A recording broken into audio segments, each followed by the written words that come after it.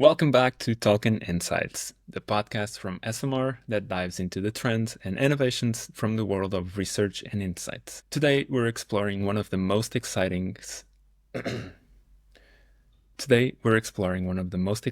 and maybe misunderstood technology appearing in our industry, synthetic data modeling. To find out what it is, how accurate it compares to the traditional survey data, and how it can help us solve some of the challenges in the fieldwork, I asked Scott and Kyle from Quest Mindshare to be here today. Their team has been leading independent research into synthetic data over the past 2 years, running real-world tests first in the US and now across Latin America, working with partners like LivePanel, Provokers, and so on. And recently I saw them on stage in a conference in Lima, talking about their study and how synthetic data performed across 4 Latam countries. And recently I saw them on stage at the SMR conference in Lima, talking about their study, how synthetic data performed across 4 Latam countries, and how the technology still struggles with and what it means.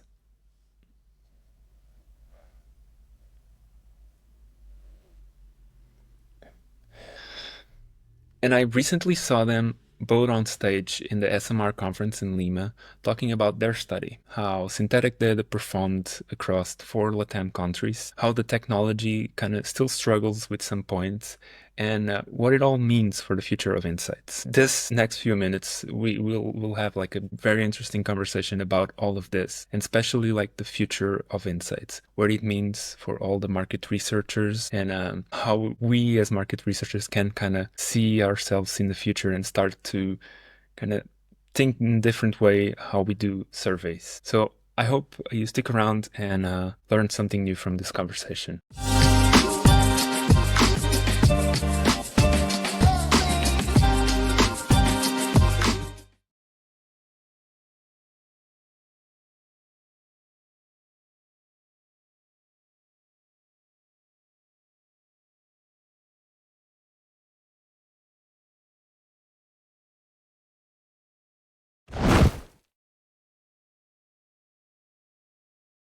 Welcome, Scott and Kyle. Thank you so much for being here. It's always a pleasure to see you, Scott, and finally get a chance to meet you, Kyle. I saw you recently on stage in the SMR conference in Lima, and your presentation was really insightful and really interesting, to be honest.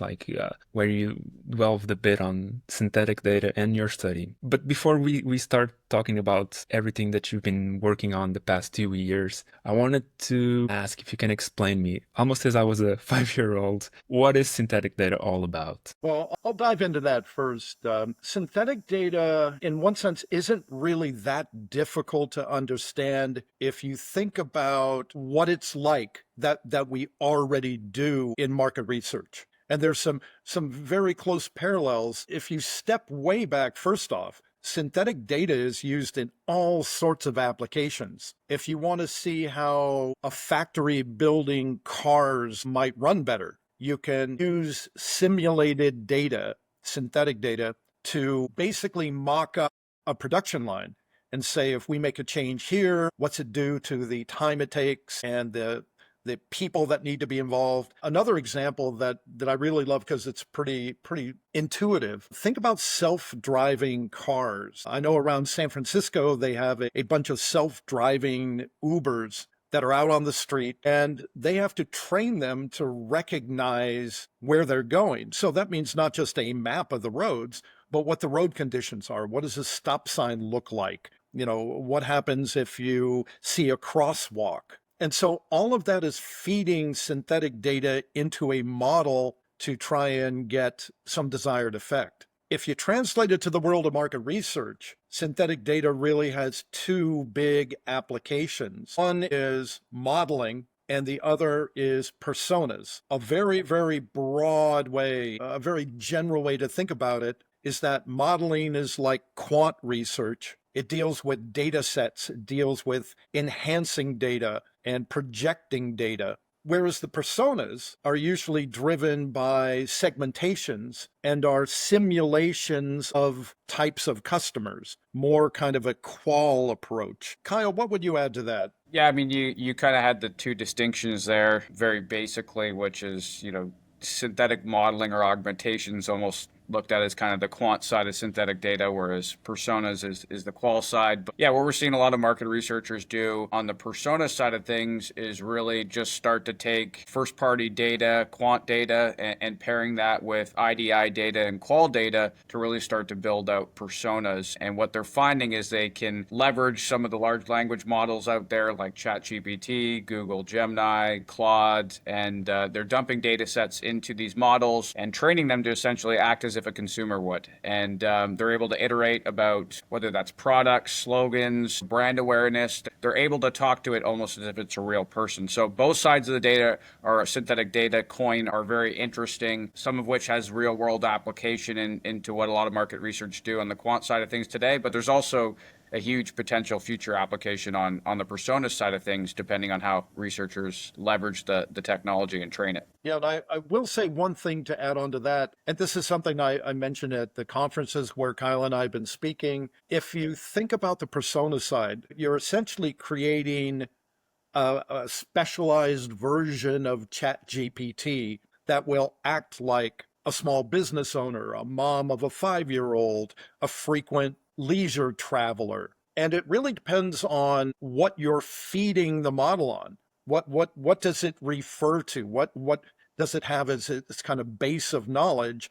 And then what are you asking it to do in order to react to concepts? So what I've seen really succeed well on the persona side is if you've got kind of narrow but deep training data that you can feed the model, but you stay within that lane. You stay within what you've fed it in kind of that narrow definition. Right now, I've seen some very good models. We saw some at SMR Latam. The woman who followed our presentation did one on consumer segmentation for her bank in Brazil that I thought was really well done. But you're not trying to do a segmentation for a banking customer and ask it about how that same consumer would reserve a hotel or buy groceries. The main thing that we focused on, though, is the other side. That's what we've been speaking at SMR, the modeling side. And I'd love to talk a bit more about that because that's been our focus. Right. And you started with a US study, right? In last year.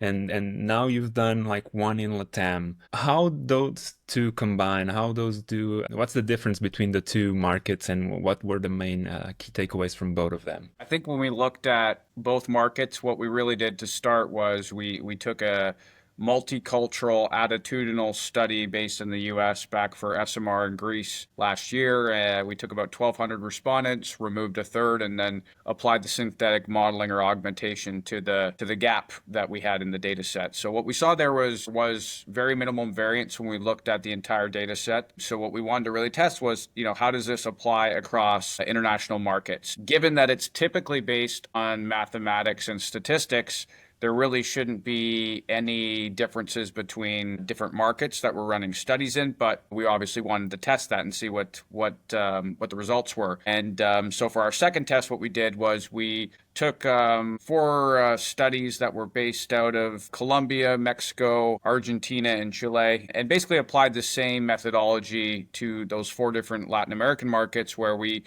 approximately took out about a third of the respondents and then augmented synthetic data through that the gap there. So, and what we came to determine was that the variance between averages for those particular countries was very small as well. And I think when we looked at all 4 countries and then looking at the U.S. in comparison, all of them ranged anywhere from 2 to 4% variance amongst each of the segments that we looked at.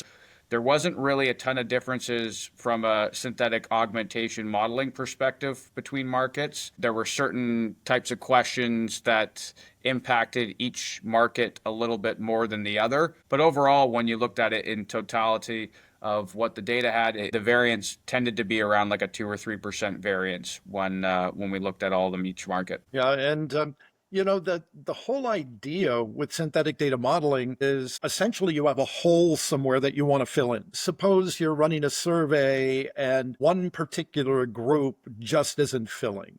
And this was, I think, what interested Kyle and I first off. We said, our company Quest fields tons and tons of surveys for clients. So we're always seeing projects where, the typical hard to reach audience that everybody running surveys sees. We might use less acculturated Hispanics in the US to really find authentic, less acculturated people. It's always been a problem. We can never find enough to fulfill what clients want. Well, that might be an example of one of the tests that we ran where we've got a certain amount to work with, but we want more. We want the data to be more robust. And so we're augmenting what we're working with. That's the real key on the modeling side. On the persona side, you're building something to feed information into based on a customer type that you really want to know more about and have that technology simulate. On the modeling side, you're looking to take data you already have. You can't have synthetic data modeling create data. It has to basically look at relationships in the data set you have, and it does multiple projections that essentially the algorithm behind it compares against each other and against the real data. And it's not just one modeling. There might be 5, 10, 50, 100 models that are all building in and around your data set, depending on what you're looking for, depending on how complex the target might be, how many demographic variables you're trying to layer in against each other. But really the result of it is like weighting. It's like weighting maybe many times on a data set and then kind of comparing it all to see what the best fit is. Okay. Essentially, everybody knows weighting who deals with surveys. It's been around forever. People trust it.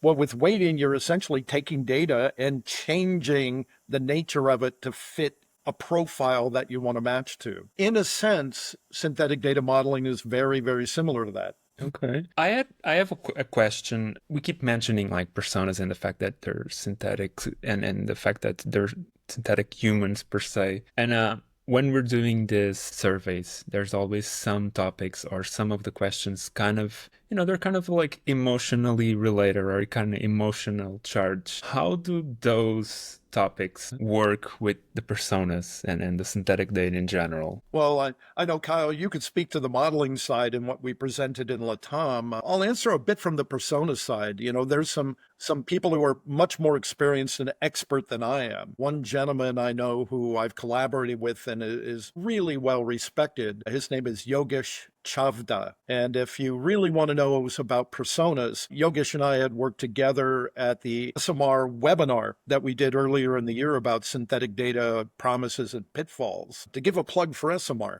but Yogesh really handled a lot of the persona side. But I know enough about it to say that personas are not proven about where the guidelines are yet. Does it do well here? Does it not do well there? So I'd say in answer to your question, Antonio, there's still so much testing to be done. And you'd have to look at the context. What kind of persona have you built? Have you been able to feed it a lot of data that might be more kind of like psychographic or emotionally oriented?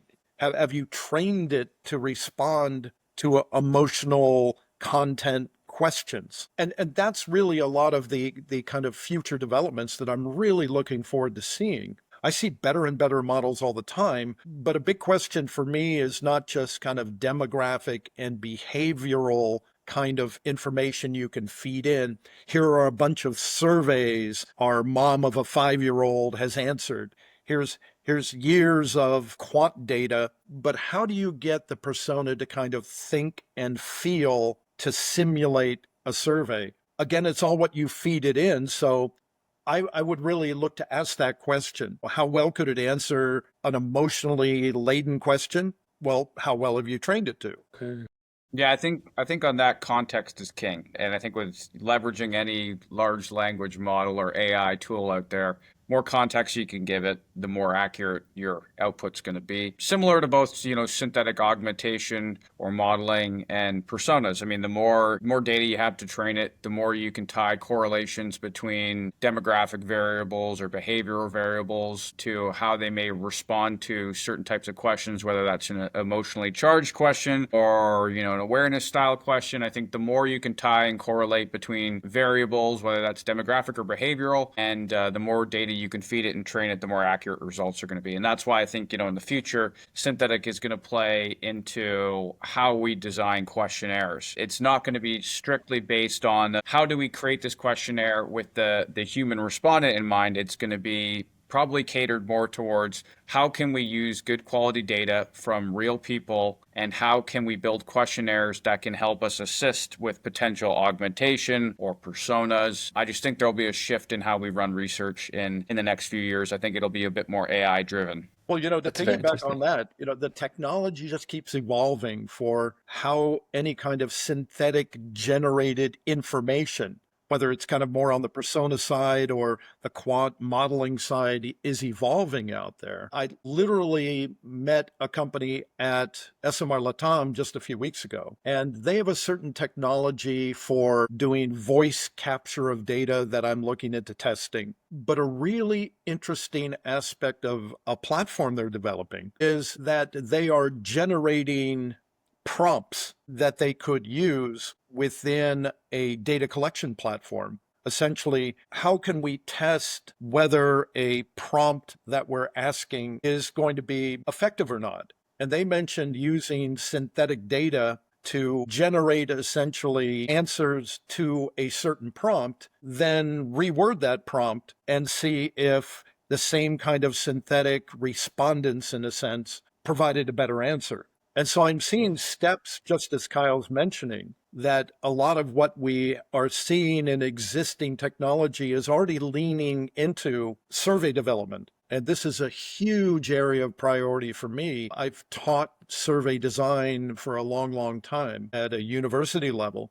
And I'm really interested as the next cool thing that might emerge out of some synthetic data applications is a much more consistent way to create and test the structure and the wording even of surveys. That's very interesting, because I was gonna ask after this, like I was gonna ask, like, what's the future? Like, where do you see this going, and where do you see like your work? What's your next study? Where do you see it go? Is it more on like the wording? Is it more on the persona side? Is it more evolving on the synthetic data in general? Like, where do you see it working in the future? I mean, I see direct application currently with market researchers that have studies that they're running, quant studies that they're falling short of certain audiences or feasibility. I think that's kind of the today best application of augmentation and modeling. Whereas if you're looking at questionnaire design in the early stages of, how do we design our questionnaire effectively to get the insights that we're looking for, I think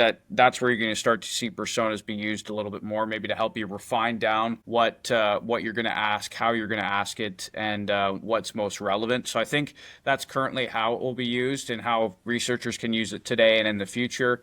And again, like I mentioned, I think really how we look at research in the future is going to be based on how can we capture the correct data that we need to potentially leverage AI or large language models to help supplement the data further. We've got clients that run studies that are still 30-minute long surveys that were created probably 20 years ago that they've run for year over year. And while that is a big part of the industry today, I think people are going to have to start to look at how they've run those trackers and potentially adjust them to be more suited to the future respondent. And the future respondent, from my perspective, is going to be shorter attention spans, shorter surveys, more verification.